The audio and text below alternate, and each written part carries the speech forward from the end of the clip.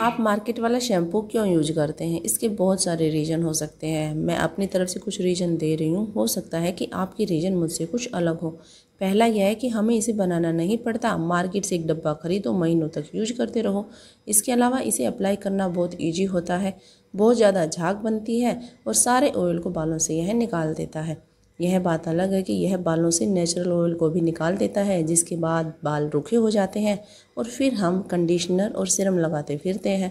अगर मैं बोलूं कि घर का बना हुआ यह 100% नेचुरल शैम्पू आपके मार्केट वाले शैम्पू की तरह ऑयल को निकालेगा, बहुत ज़्यादा झाग बनाएगा और बनाने में आसान है और कोई भी केमिकल नहीं है। तो क्या आप इसे अपनाना चाहेंगे? पिछले कुछ दिनों में हमने देखा था कि मार्केट में ऐसे ऐसे ब्रांड थे जो शैम्पू बना रहे थे और वो शैम्पू बहुत बड़ी बड़ी बीमारियां कर रहे थे। इसके बाद भी क्या आप ऐसे शैम्पू अपनाना चाहते हैं? फैसला आपका है, आपका पैसा, आपका समय, आपकी हेल्थ, सब कुछ आपका है, तो फैसला भी आपका है। अगर नेचुरल शैम्पू बनाना है तो चलिए देखते हैं इसे कैसे बनाना है।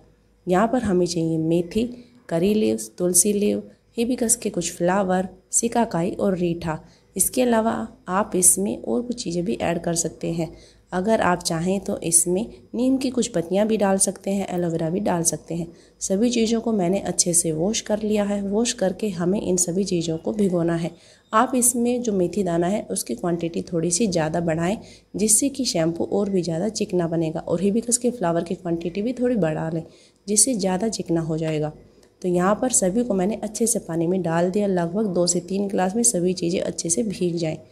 2 दिन तक इसे मैंने रखा है। आप चाहें तो इसे अगले ही दिन यूज कर सकते हैं, लेकिन मेरे पास समय था तो मैं इसे इस तरह से बनाकर रख देती हूँ। लेकिन अगर आप इसे 2 दिन रख रहे हैं तो आपको इस बात का ध्यान देना है कि जो ऊपर चीज़ें रहेंगी, जैसे जो हम इसमें पत्तियाँ डालेंगे, वो ऊपर आ जाएंगी क्योंकि वो हल्की होंगे।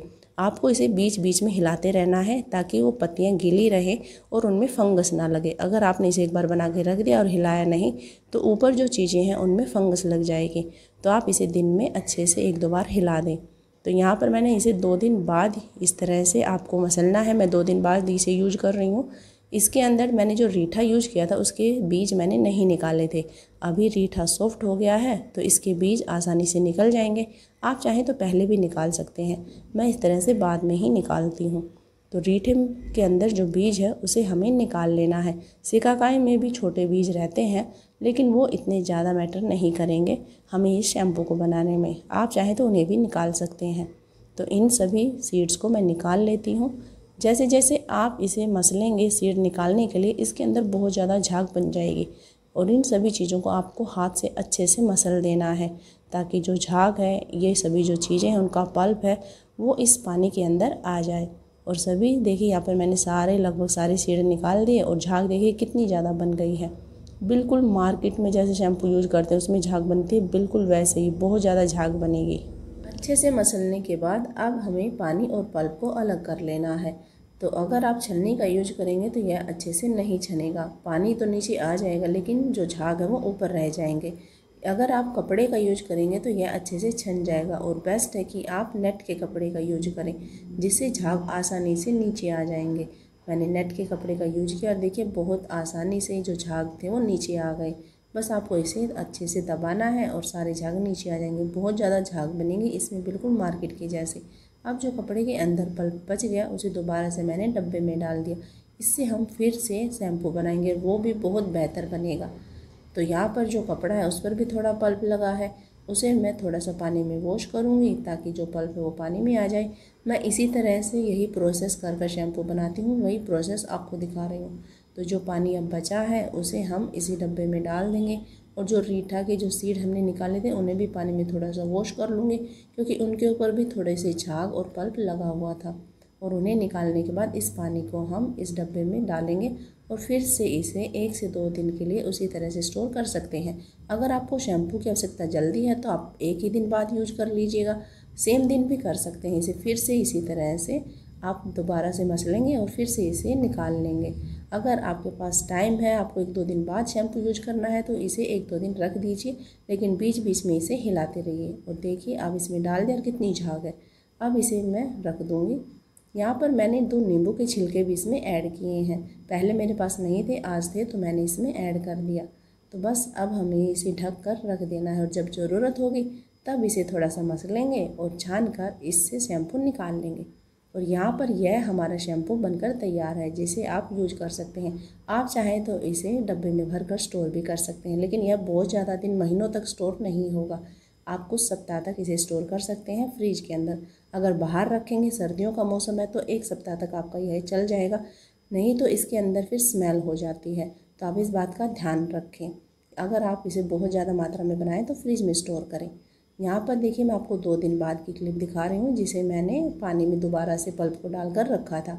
तो यहाँ पर इसे हमें फिर से अच्छे से मसलना है। अच्छे से मसलने के बाद दोबारा देखिए इसमें कितनी ज़्यादा झाग बन गई है। अब इसके अंदर जो बड़ी बड़ी पत्तियाँ और छिलके हैं उन्हें हम हाथ से निचोड़कर बाहर निकाल देंगे, और अंदर जो बच गए हैं उन्हें हम कपड़े की मदद से जब इसे छानेंगे तो वो अलग हो जाएंगे। तो मैंने इसे कपड़े की मदद से छान लिया है। देखिए कितनी ज़्यादा झाग इसमें दोबारा से बन गई है। तो दोबारा भी यह शैम्पू बहुत बेहतर बनेगा। अब जो कपड़े के अंदर पल्प है, आप चाहें तो उसे तीसरी बार भी यूज कर सकते हैं, लेकिन तीसरी बार का जो शैम्पू बनेगा वो ऑयल को नहीं निकालेगा। वो बस आपके अगर बालों में पसीना है, धूल मिट्टी है, उसे निकाल सकता है, ऑयल को नहीं निकालेगा। तो आप बच्चों के लिए, जैसे रोज़ बच्चों का हेयर वॉश होता है, उनके लिए उसे यूज कर सकते हैं। और छोटे बाल हैं तो आप चाहें तो इसे तीसरी बार भी यूज कर सकते हैं। अब दोबारा जो शैम्पू बनाए उसमें भी देखिए कितनी ज़्यादा झाग है। अब आप इसे यूज कैसे करेंगे? आप इसे अपने बालों में लगाएंगे, कम से कम 2 से 3 मिनट हल्के हाथों से मसाज करेंगे। अगर आपके बाल बहुत ज़्यादा ऑयली हैं तो सारे ऑयल को यह निकाल देगा, लेकिन अगर आपके बाल पहले ही रूखे हैं तो आप इसके अंदर aloe vera gel, fresh aloe vera gel लेंगे और उसे मिलाएंगे, तब आप यूज करेंगे। या फिर आप इसमें मेथी दाने की क्वांटिटी ज़्यादा लेंगे और हिबिस्कस फ्लावर की क्वांटिटी ज़्यादा लेंगे, जिससे कि यह थोड़ा और ज़्यादा चिकना हो जाएगा और बालों को कम रूखा करेगा। अगर आप बालों को बाउंसी दिखाना चाहते हैं, बहुत चिपके चिपके आपके बाल रहते हैं, तो आपके लिए बेस्ट है यह शैम्पू। और ऑयल को तो निकालेगा, गंदगी को निकालेगा। बहुत बेहतर शैम्पू है, ज़रूर ट्राई करना। मेरा पूरा परिवार इसी शैम्पू का यूज करता है। मेरी बड़ी बेटी के बाल कर्ली हैं और थोड़े ड्राई हैं, इसलिए जब इस शैम्पू से उसके बालों को वॉश करती हूँ तो उसके बाल थोड़े और कड़क और ड्राई हो जाते हैं। लेकिन इसके बावजूद मैं इसी शैम्पू का यूज उसके बालों पर करती हूँ, क्योंकि मुझे पता है इसमें कोई केमिकल नहीं, 100% यह नेचुरल है, उसकी हेल्थ पर कोई बुरा प्रभाव इससे नहीं पड़ेगा। मेरे लिए हेल्थ सबसे ऊपर है। इसके बाद इसके बालों में भी मैंने घर का बना हुआ सीरम अप्लाई कर दिया। सीरम की वीडियो मैंने पहले आप लोगों के साथ शेयर की हुई है। मैं अलग अलग सीरम ट्राई करती रहती हूँ, क्योंकि मुझे उन्हें ट्राई करना है, उसके बाद आप लोगों के साथ शेयर करना है। इसके बाद इसके बाल सिल्की और सॉफ्ट हो गए हैं।